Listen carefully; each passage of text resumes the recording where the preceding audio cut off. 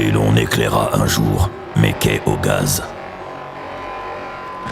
Mes belles langues grises narguant le grand bleu du monde. Mes longs bras de pierre qui s'étirent pour mieux porter les matelots, les ouvriers, les dockers et les terrassiers, les ivrognes et les putains, les amants d'un soir ou d'un espoir, les chiens errants, oh mes frangins bâtards, les calfats, les déserteurs, les costauds et les bien jolis, les sourires cherchant à rire, et les cœurs trop vastes au ras des routes,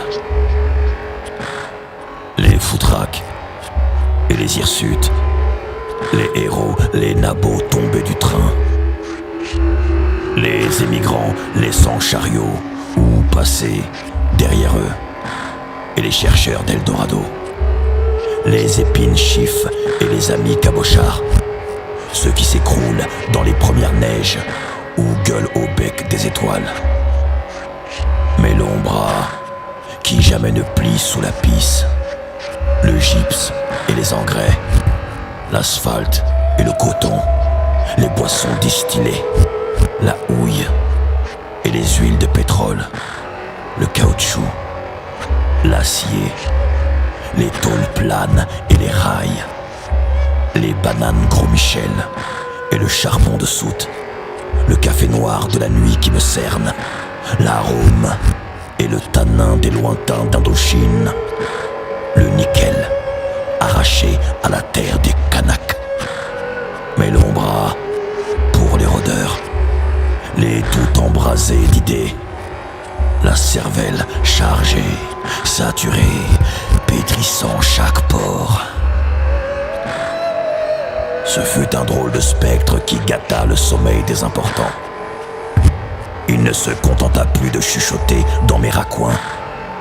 Il afficha ses mots aigus, en droiture et sans phare, des livres pressant les coutures de ses poches, tout farcis qu'ils étaient de lettres à rendre blêmes les bien lotis.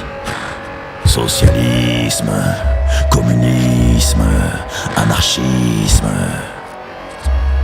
Ils recrutaient parmi les miens, et ceux-là se reconnurent bientôt entre mille, d'un nom d'un seul.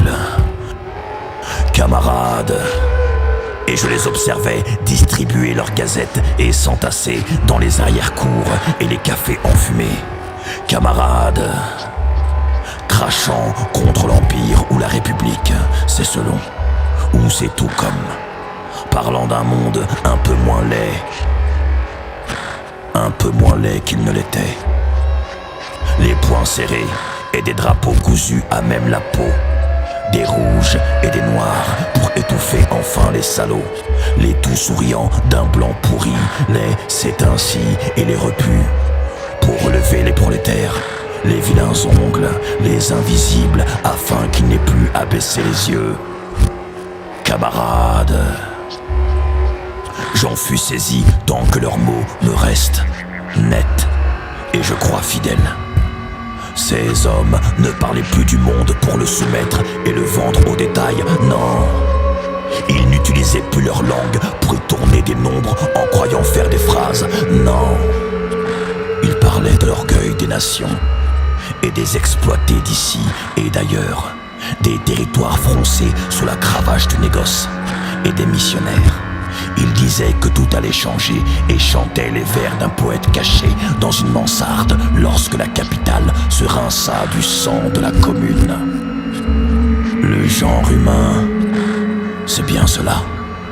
Et je dus tendre l'oreille par 2 ou 3 fois pour saisir ce qu'ils envisageaient par là, tant leur espèce m'avait savamment, patiemment et méthodiquement enseigné le contraire.